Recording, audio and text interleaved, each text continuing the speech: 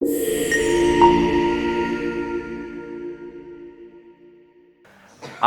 हम शुरू करने वाले हैं साइंस 2 का थर्ड लेसन का नाम life processes in living organism.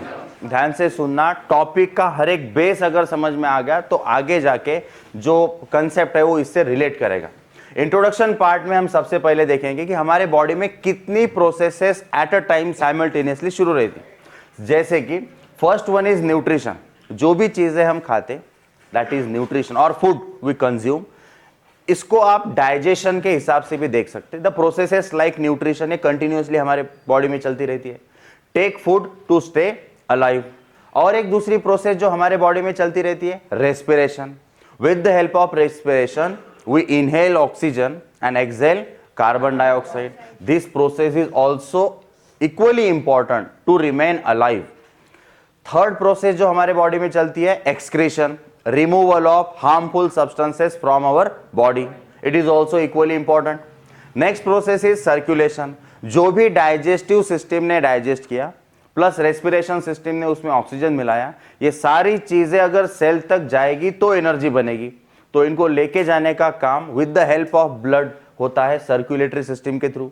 So circulation is also equally important process in our body to remain our cell alive. अगली प्रोसेस है सेंसिटिविटी। इसको आप कंट्रोल एंड कोऑर्डिनेशन भी बोल सकते हैं। किसी भी चीज का एक्शन जो होगा वो in the form of control and coordination या सेंसिटिविटी के थ्रू होगा। जैसे ह्यूमंस का एक एग्जांपल है, किसी गर्म चीज को छूने के कारण हाथ सडनली हम निकाल लेंगे, that is sensitivity in humans. ऐसे ही ये हमने 9th क्लास में पढ़ा था, प्लांट का नाम टच मी नॉट प्लांट। इसमें होता क्या है, जैसे ही आप उस प्लांट को टच करोगे वो अपने लीफ जो है उसको क्लोज करना शुरू कर देगा। So this is the sensitivity in plant. तो ये ऐसी बहुत सारी प्रोसेस हमारी बॉडी में कंटिन्यूअसली चलती रहती है, जैसे कि nutrition, respiration, excretion, circulation and sensitivity. उसी तरीके से हमारे बॉडी में कंटिन्यूअसली ग्रोथ होती है with the help of cell division. किसी भी लिविंग ऑर्गेनिज्म की ग्रोथ होने का रीजन होता है cell division, that is also a process. अब इन सारी प्रोसेसेस को हम बोलते हैं लाइफ प्रोसेसेस। अब ऐसा क्यों? अगर किसी भी प्रोसेस का कंप्लीशन ना हो तो हमारा जीवित रहना पॉसिबल नहीं है। Hence these all processes are considered as life processes because without these processes we can not remain alive. जीवित रहना पॉसिबल नहीं है, इसीलिए सारी प्रोसेसेस को क्या कहा जाता है? These processes are called as life processes because they help us to remain alive or for our sustenance of life. ये प्रोसेसेस सारी जरूरी है, इसीलिए इन सारी प्रोसेसेस को क्या बोलते हैं? Life processes. अब जितनी प्रोसेस डिस्कस की उनमें उसके ही इक्विवेलेंट एक और प्रोसेस है जिस पे हमारा ये पूरा लेसन डिपेंडेंट है। अदर देन दीज प्रोसेसेस जो अब तक हमने डिस्कस की, वो सारी प्रोसेसेस के अलावा भी एक और जरूरी प्रोसेस है, नाम उसका रिप्रोडक्शन। एनिमल्स में होता है, साथ ही साथ प्लांट में और माइक्रो ऑर्गेनिज्म में भी। अभी तक हमने देखा कि हमारे बॉडी में बहुत सारी प्रोसेसेस चलती रहती है, nutrition, respiration, circulation, then excretion etcetera, control and coordination भी आ गया उसमें। ये सारी प्रोसेसेस को हम बोलते हैं लाइफ प्रोसेसेस। उनके साथ साथ एक और प्रोसेस भी हमारे लाइफ में आती है, प्रोसेस का नाम रिप्रोडक्शन। उतनी ही या कह सकते कि उससे भी ज्यादा जरूरी ये जो प्रोसेस है, इसी पे आपका पूरा थर्ड चैप्टर डिपेंडेंट है। ठीक है, पूरे लेसन में अब यही हम पढ़ने वाले हैं। अब रिप्रोडक्शन का सिग्निफिकेंस मतलब इंपॉर्टेंस, इसके क्या बेनिफिट्स है? सबसे पहला बेनिफिट, किसी भी स्पेसीज की जो नंबर ऑफ इंडिविजुअल्स है, मतलब उसमें आने वाले एनिमल हो सकते या प्लांट हो सकते, उनका जो नंबर है उनको मेंटेन रखने का जो काम है वो होता है रिप्रोडक्शन के through. Number 1, it is necessary to maintain the number of individuals of a species. मान लो अगर रिप्रोडक्शन ना होता तो ये स्पीसीज में जितने भी मेंबर्स हैं, इनकी लाइफ खत्म होने के बाद ये स्पीसीज ही गायब हो जाती। सो इनका नंबर मेंटेन रखने की प्रोसेस किसके थ्रू होती है? Reproduction. It is necessary to maintain the number of individuals of a species. ये हुआ इसका फर्स्ट एग्जांपल। इसी के थ्रू मतलब रिप्रोडक्शन के थ्रू किसी भी स्पीसीज का एक्सटिंक्शन मतलब पूरी तरीके से गायब होना हम रोक सकते। It also helps to prevent their extinction. कोई भी एनिमल हो, मान लो अगर इसका आगे इसकी अगली जनरेशन में रिप्रोडक्शन ही ना हो तो ये जनरेशन जब खत्म हो जाएगी तो ये पूरी तरीके से एनिमल एक्सटिंक्ट हो जाएगा हमारे अर्थ से। So reproduction helps us in two manner. Number one, to maintain the number of individuals, first one देखा, and second to prevent them from their extinction. अब आएंगे रिप्रोडक्शन होता कितने वेज या कितने मोड में, मतलब कितने तरीके से होता। तो रिप्रोडक्शन को दो मोड में हम समझने वाले हैं, एक सेक्सुअल रिप्रोडक्शन, एक असेक्सुअल रिप्रोडक्शन। आज का पूरा लेक्चर रहेगा asexual reproduction. So there are two modes of reproduction, number one and number two sexual reproduction. Asexual reproduction की खासियत क्या, only one parent is involve, hence this is also called as uniparental. ध्यान से सुनो अब, क्योंकि topic हमारा asexual reproduction ही है। asexual reproduction, only one parent is involved in this process, hence this process is also called as uniparental। ये जो simple और स्मॉल ऑर्गेनिजम्स है जैसे कि माइक्रो ऑर्गेनिज्म, उनमें ये प्रोसेस होती है असेक्सुअल रिप्रोडक्शन की। अब आएंगे सेक्सुअल रिप्रोडक्शन की तरफ। इसमें क्या होता है, तो एक्चुअल में दो पेरेंट्स इन्वॉल्व है, here two parents involve, hence this process is called as biparental. तो यहां पे एग्जाम्पल आप दे सकते हैं, ह्यूमंस, डॉग, एलिफेंट, बर्ड या कोई भी और एनिमल, साथ ही साथ plants, different types of plant.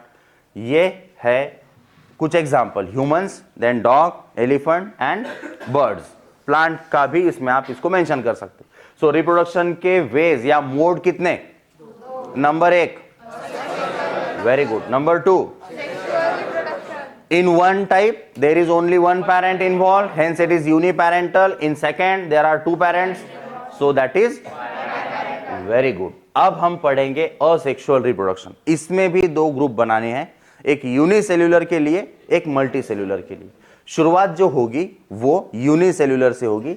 चलो अब सबसे पहले कुछ खासियत देख लेते हैं असेक्सुअल रिप्रोडक्शन की। असेक्सुअल रिप्रोडक्शन के कैरेक्टर्स क्या क्या है। सबसे पहली बात, only one parent is involve.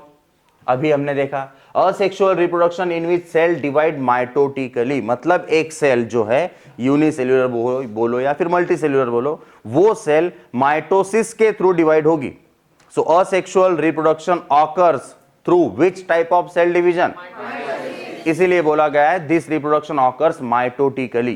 Clear. अब ये कैसा होता होगा, चलो इसको समझने की कोशिश करते हैं। वैसे माइटोसिस कंसेप्ट हमने चैप्टर 2 में ऑलरेडी पढ़ा है, बराबर। फिर से एक बार रिवाइज कर लेते कि माइटोसिस एक्चुअल में क्या है। अब इसमें होता क्या है, माइटोसिस तो एक तरीके की सेल डिवीजन की प्रोसेस है, दो पढ़ी थी हमने, माइटोसिस एक और दूसरी थी meiosis, leading to growth and development. Mitosis के वजह से हमारे बॉडी में हमें दिखती है ग्रोथ एंड अवर डेवलपमेंट, बराबर। ये सोमैटिक और स्टेम सेल्स में होती है, पढ़ा था हमने। It occurs in somatic cells and, ऐसी सेल जो हमारी बॉडी बनाती उसको हम बोलते हैं सोमैटिक सेल, या फिर स्टेम सेल में भी बोल सकते हैं आप। अब इसमें होता क्या है, तो एक सिंगल पेरेंट सेल है जिसमें 2n कंडीशन में क्रोमोसोम है, ये मतलब कंडीशन हो गई डिप्लॉइड। सबसे पहली बात, ये जो क्रोमोसोम है इसके अंदर जो जेनेटिक क्रोमैटिन फाइबर है वो अपनी एग्जैक्ट कॉपी बनाएगा, इसको हम बोलेंगे डीएनए कॉपी। तो जो क्रोमोसोम है उसने अपनी हूबेहूब एक अगर कॉपी बनाया तो कुछ इस तरीके से बनेगी, बराबर। अब इस सेल में, मतलब इस न्यूक्लियस के दो न्यूक्लियस बनते दिखे आपको, मतलब यहां पे हुआ nuclear division, that is karyokinesis. अब आगे जाके ये साइटोप्लाज्म भी डिवाइड होगा, मतलब इस सेल से बनेगी ऐसी दो सेल, एक न्यूक्लियस एक सेल के साथ, एक क्रोमोसोम उसके साथ, सेकेंड न्यूक्लियस सेकेंड सेल में और सेकेंड क्रोमोसोम इसके साथ। अब यहां पे ये थी पेरेंट सेल, बनने वाली बनी डॉटर सेल। डॉटर सेल का जो क्रोमोसोमल नंबर है वो अपने पेरेंट सेल के बराबर इक्वल आएगा। समझ में आ रहा है क्या, मतलब ये जो डॉटर सेल है they are identical to their parent, मतलब इसमें वेरिएशन, बदलाव, चेंज, ये सारी चीजें नहीं दिखती। ये डॉटर सेल जेनेटिकली सिमिलर है अपने पेरेंट सेल के साथ, बराबर। सो दे शो लेस वेरिएशन और नियरली नेग्लिजिबल, लगभग ना के बराबर वेरिएशन आपको इसमें दिखेगा। ये डॉटर सेल एग्जैक्टली किसके जैसी दिखेगी, तो इनको क्या बोला जाता है, डॉटर सेल्स, एंड ये हो गई parent cell. Daughter cells have the same number of chromosomes as that of the parent cell. जितने पेरेंट सेल में क्रोमोसोम थे 2n कंडीशन में, उतने ही आपको किस में दिखेंगे? तो माइटोसिस की प्रोसेस को क्विकली रिवाइज करके देखो। माइटोसिस में एक सेल जो 2n कंडीशन में है वो अपने डीएनए की कॉपी बनाएगी, जितने हैं उसके डबल करेगी। देन फिर न्यूक्लियस डिवाइड होगा, that is karyokinesis, and then cytokinesis होगा, साइटोप्लाज्म डिवाइड होके बनेगी 2 daughter cell. Daughter cells are exactly identical to their parent, and उनमें जो क्रोमोसोम का नंबर है वो किसके बराबर होगा? Very good. इस तरीके से होता है माइटोसिस, और माइटोसिस के थ्रू ही होने वाला है असेक्सुअल रिप्रोडक्शन। डायग्राम के फॉर्म में अगर इसको रिप्रेजेंट करना है तो कैसे कर सकते हैं? एक हो गई पेरेंट सेल जो 2n कंडीशन में है, वैसे ही बनेगी 2 डॉटर सेल्स, वो भी सेम कंडीशन में होगी। So it's a simple representation of mitosis with the help of diagram. 2 daughter cells restoring original chromosomal number. Parent cell में जितना क्रोमोसोमल नंबर था एग्जैक्टली उतना ही रहेगा डॉटर सेल्स में। यह है क्विक रिवीजन माइटोसिस की। माइटोसिस के थ्रू ही होने वाला है असेक्सुअल रिप्रोडक्शन, तो माइटोसिस क्लियर होना जरूरी है। अब ये जो डॉटर सेल्स है एक ही पेरेंट से बनी। Daughter cell produced by asexual reproduction are genetically identical to their parents, या फिर पेरेंट सेल। अब ये डॉटर सेल एक ही पेरेंट सेल से बनी, एक ही चीज से बनने के कारण जेनेटिक रिकॉम्बिनेशन का कंसेप्ट आया ही नहीं। 2 अलग अलग गैमेट नहीं आए, उनका फ्यूजन नहीं हुआ, मतलब कॉम्बिनेशन रिकॉम्बिनेशन नहीं दिखेगा। Hence daughter cells are exactly similar to there is very less और nearly negligible variation occurs in asexual reproduction. Very good. Because there is no fusion of gamete. 2 gamete ही नहीं है, male gamete and female gamete, only single gamete is involve, या फिर single cell involve है। So here the reproduction are the daughter cells are exactly genetically similar to their parent cell. ये कुछ हम पढ़ रहे हैं सिग्निफिकेंस या खासियत बोल सकते हैं आप, कौन से रिप्रोडक्शन की? आगे असेक्सुअल रिप्रोडक्शन के एडवांटेज क्या क्या है? तो ये बहुत ही शॉर्ट टाइम में होने वाली प्रोसेस है, मतलब रैपिडली होगी। दिस रिप्रोडक्शन ऑकर्स रैपिडली, या आप सिंपली बोल सकते this type of reproduction occurs fastly या फिर रैपिडली। ये प्रोसेस कंपैरेटिवली फास्ट है अगर कंपेयर करोगे सेक्सुअल रिप्रोडक्शन के साथ। तो इसका एक नेगेटिव साइड भी है, मतलब कि डिसएडवांटेज। अब इसमें 2 पेरेंट्स नहीं है, मतलब वेरिएशन नहीं होगा, बदलाव नहीं होगा, that is there is no scope for evolution. समझ में आ रहा है क्या? ये है इसका सेकंड एक डिसएडवांटेज हम बोलेंगे, lack of genetic variation. Lack of genetic variation होने के कारण जैसा पेरेंट वैसी daughter cell, there is no variation in this 2। तो जेनेटिक रिकॉम्बिनेशन ना होने के कारण यहां पे आपको जेनेटिक वेरिएशन नहीं दिखता। इसका एक नेगेटिव पार्ट या फिर डिसएडवांटेज। समझ में आया? पक्का एडवांटेज समझ में आया? This is a rapid process, rapid process. अगला modes of asexual reproduction in unicellular. ध्यान से सुनो, असेक्सुअल को 2 ग्रुप में डिवाइड करना है, एक तो यूनिसेल्युलर हो गया, एक हो गया। आज का लेक्चर सिर्फ फोकस करेगा यूनिसेल्युलर पे। So now we are studying the asexual reproduction in case of unicellular. अब उसमें कितने पार्ट आएंगे एक एक करके स्टडी करते हैं। सबसे पहला है बाइनरी फिजन। बाइनरी फिजन का मतलब समझो, बाइनरी मतलब 2, फिजन मतलब डिवीजन। किसी एक सेल के अगर 2 सेल बनेंगे that is the binary fission. एक और वर्ड आता है, कोई 2 चीज को लेकर अगर आप एक बनाओगे दैट इज फ्यूजन। तो यहां पे ध्यान रखो, फिजन है, फ्यूजन नहीं है। So 1 cell gets divided into 2, that is the meaning of binary fission. अब आएंगे आगे, पहला हम रिप्रोडक्शन देखने वाले बाइनरी फिजन का। बाइनरी मतलब 2 एंड फिजन मींस डिवीजन। एक सेल 2 हिस्सों में डिवाइड होना is nothing but the binary fission. अब इसमें भी 3 टाइप गिरने वाले हैं, 3, एक सिंपल बाइनरी फिजन, एक ट्रांसवर्स बाइनरी फिजन एंड एक लॉन्जिट्यूडनल बाइनरी फिजन। चलो अब देखते कैसे। जो लिविंग सेल्स है वो डिवाइड होगी 2 इक्वल या नियरली इक्वल पार्ट्स में। इसका क्या मतलब हुआ? अगर एक सेल है तो उसके एग्जैक्ट 2 इक्वल हिस्से बनेंगे या लगभग इक्वल के बराबर बनेंगे। हो सकता कोई हिस्सा थोड़ा बड़ा बन जाए या कोई थोड़ा छोटा, दैट इज नियरली इक्वल या फिर एग्जैक्टली इक्वल। सो 1 सेल और 1 living cell gets divided into 2 equal और nearly equal parts by mitosis और अमाइटोसिस। अब ये माइटोसिस अमाइटोसिस का क्या एक डिफरेंस है? तो देखो, mitosis is a type of cell division. अगर उस प्रोसेस के दरमियान स्पिंडल फाइबर बनेंगे तो दैट इज माइटोसिस, अगर स्पिंडल फाइबर नहीं बनेंगे तो बस इतना छोटा सा डिफरेंस है। एक सेल दो इक्वल या नियरली इक्वल हिस्सों में डिवाइड होगी with the help of mitosis और अमाइटोसिस। माइटोसिस में स्पिंडल फाइबर बने तो माइटोसिस हो गया प्रॉपर, अगर स्पिंडल फाइबर के बगैर वो सेल डिवाइड हो गई तो that is the amitosis. Higher classes में इसके बारे में डिटेल एक्सप्लेनेशन है। समझ लो माइटोसिस है equational division with the formation of spindle fibre, and next amitosis is the formation of cell without spindle fibre. ठीक है, और सेक्सुअल रिप्रोडक्शन का यूनिसेल्युलर का बाइनरी पढ़ रहे हैं। बाइनरी में एक सेल दो या लगभग इक्वल के बराबर डिवाइड होगी माइटोसिस या अमाइटोसिस से। कुछ इस तरीके से डिवीजन होगी, पहले तो न्यूक्लियस डिवाइड होगा followed by the cytoplasmic division, मतलब जैसे न्यूक्लियस का डिवीजन खत्म होगा स्टार्ट हो जाएगी कौन सी डिवीजन,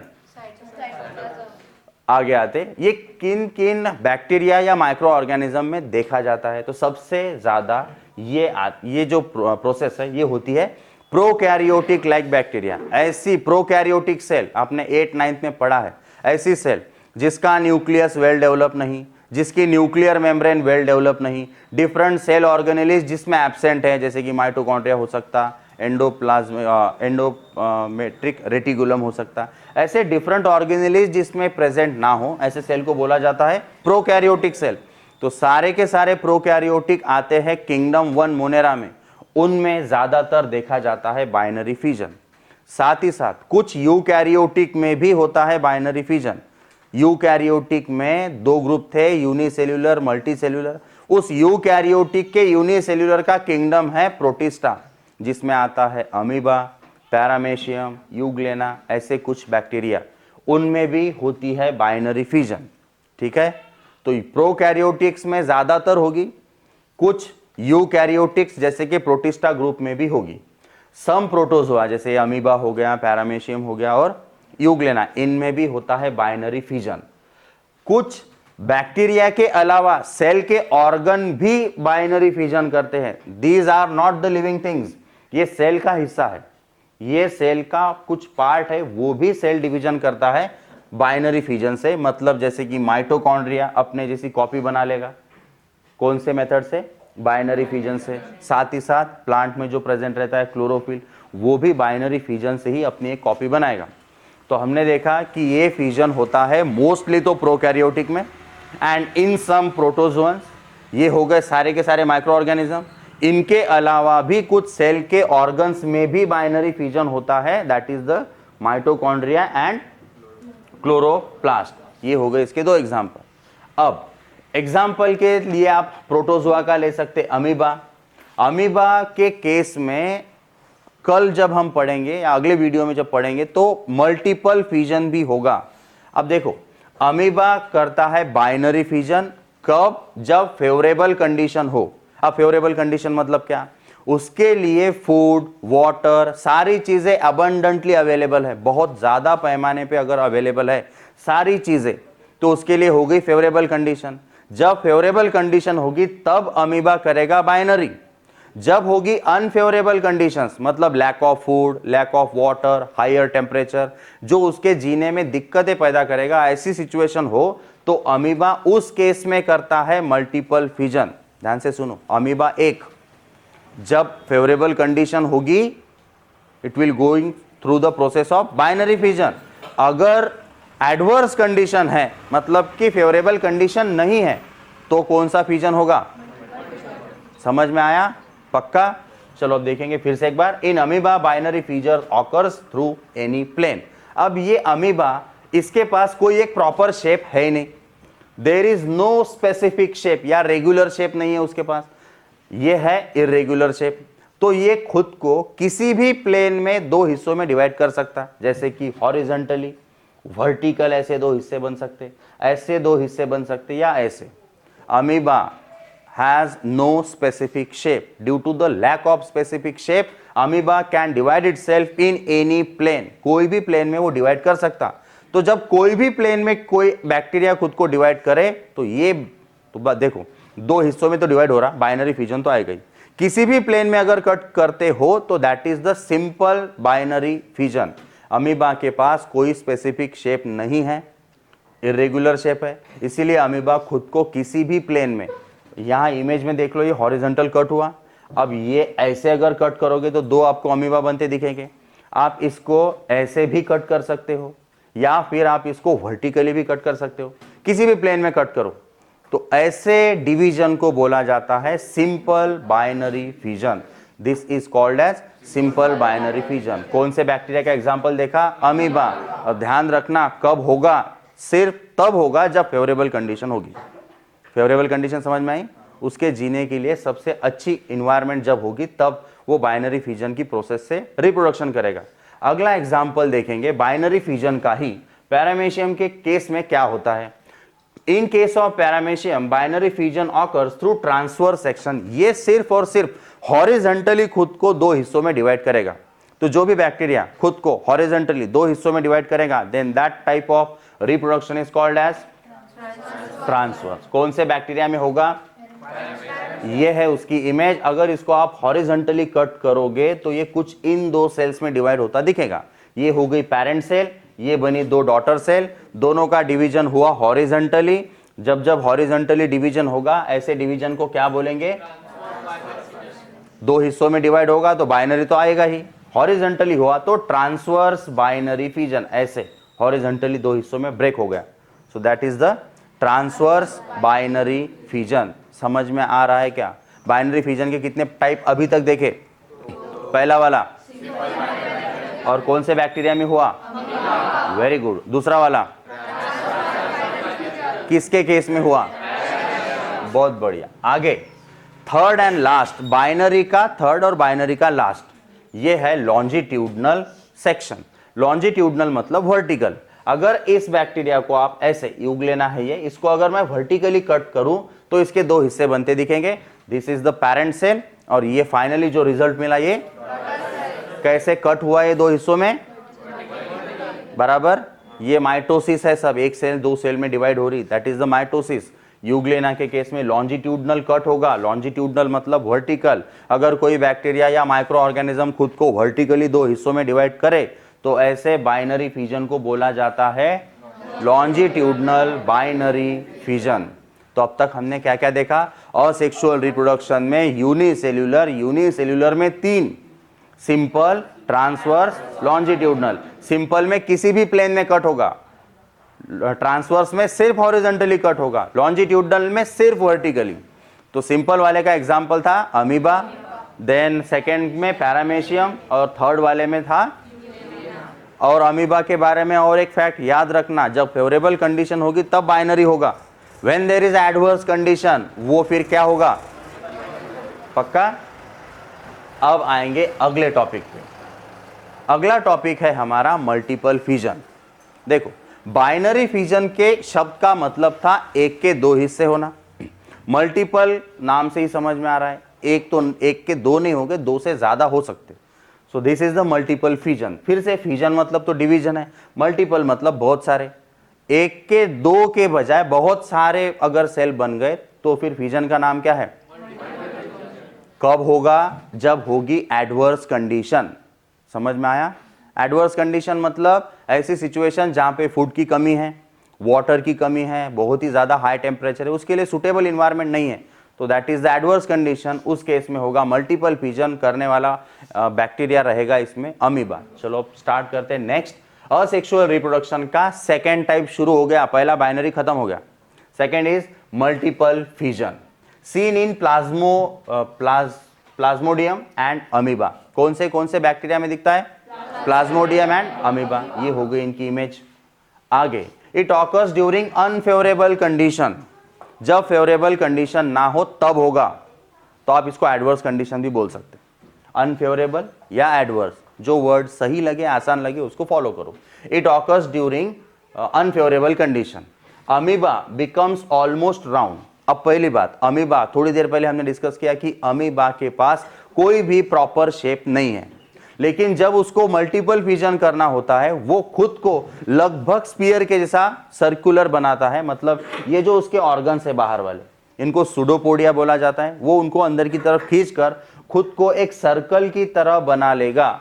जब ये प्रोसेस होगी तब की बात है ये, जब ये प्रोसेस होगी अमीबा बिकम्स ऑलमोस्ट राउंड, पूरी तरीके से स्फीयर के साथ दिखने लगेगा, and secrets a hard covering called cyst, और अपने इर्द गिर्द बना लेगा सिस्ट, एक ऐसी हार्ड कवरिंग जो उसको बाहर वाले अनफेवरेबल कंडीशन से बचा के रखेगी। वन टाइप ऑफ शेल है जिसमें अंदर अमीबा प्रोटेक्टेड रहेगा। अब बाहर कितना भी चेंज अगर होता रहा, टेम्परेचर, फूड नहीं है, बहुत सारी चीजें हैं बाहर, अनफेवरेबल कंडीशन है, तो वो बना लेगा अपने अराउंड क्या, एक हार्ड कवरिंग, उसको क्या बोलेंगे, उसके अंदर वो सेफ रहेगा। उसके बॉडी की लगभग बहुत सारी मूवमेंट इस दरमियान पूरी तरीके से लगभग स्टॉप रहती। तो अगर मैं काम करूंगा तो एनर्जी चाहिए, वो अंदर है सिस्ट के, उसको उस समय में कम एनर्जी की जरूरत है। अब जब तक बाहर की कंडीशन फेवरेबल नहीं होती तब तक अमीबा सिस्ट के अंदर ही रहेगा। During multiple fission amoeba almost becomes rounded and forms a protective hard covering around itself, that protective covering is called as आगे इनसाइड द इनसाइड। अब उसके अंदर क्या होगा, सिस्ट के अंदर देखो क्या होगा, ये जो आपका अमीबा है उसका जो न्यूक्लियस है वो बहुत सारे न्यूक्लियाई में कन्वर्ट होता दिखेगा। मतलब एक न्यूक्लियस बहुत सारे न्यूक्लियस में कन्वर्ट होगा, बहुत सारे, इसीलिए शब्द आया था मल्टीपल। अगर दो होते तो यहां पे बहुत सारे हो गए। एक अमीबा का न्यूक्लियस अपने जैसे बहुत सारे न्यूक्लियाई तैयार करेगा। जैसे न्यूक्लियस डिवाइड होगा जस्ट उसके बाद शुरू हो जाएगी साइटोप्लाज्मिक डिवीजन। अब सेंटेंस को ध्यान से समझो। Inside the nucleus divides into many nuclei followed by division of cytoplasm. जैसे न्यूक्लियस की डिवीजन खत्म हो जाएगी जस्ट बराबर क्या शुरू होगा, साइटोप्लाज्मिक डिवीजन। समझ में आया? पहले बनी सिस्ट, फिर अंदर न्यूक्लियस हुए, बहुत से न्यूक्लियस में डिवाइड, उसके जस्ट बाद क्या शुरू हो गया, साइटोप्लाज्मिक डिवीजन। और बहुत सारे सेल्स हमें बनते दिखे, बहुत सारे क्या बनेंगे, डॉटर सेल, एक अमीबा से अंदर। अब जब तक बाहर की फेवरेबल कंडीशन खत्म नहीं होती तब तक ये सिस्ट ब्रेक नहीं होगा। जैसे ही बाहर की फेवरेबल कंडीशंस चेंज, मतलब अनफेवरेबल कंडीशन फेवरेबल में कन्वर्ट होना शुरू हो जाएगी, दिस सिस्ट जो है बाहर की हार्ड कवरिंग वो ब्रेक हो जाएगी। During favourable conditions the cyst burst, वो फूट जाएगा जो बाहर का हार्ड कवरिंग है, और ये जो बाहर निकलेंगे ये रहेंगे बहुत सारे डॉटर सेल्स। एक के लिए हम अमीबा यूज करते हैं, एक से ज्यादा हो तो अमीब्यूला, हा एक शब्द उसके लिए यूज करते। क्लियर? सो जब भी फेवरेबल कंडीशन आएगी सिस्ट ब्रेक हो जाएगा और बहुत से जो अमीब्यूला है वो बाहर निकल जाएंगे। अगला जो है यूनिसेल्यूलर का, अब तक देखो हमने क्या क्या पढ़ा, बाइनरी, देन मल्टीपल, ठीक है। अगला वाला है बडिंग।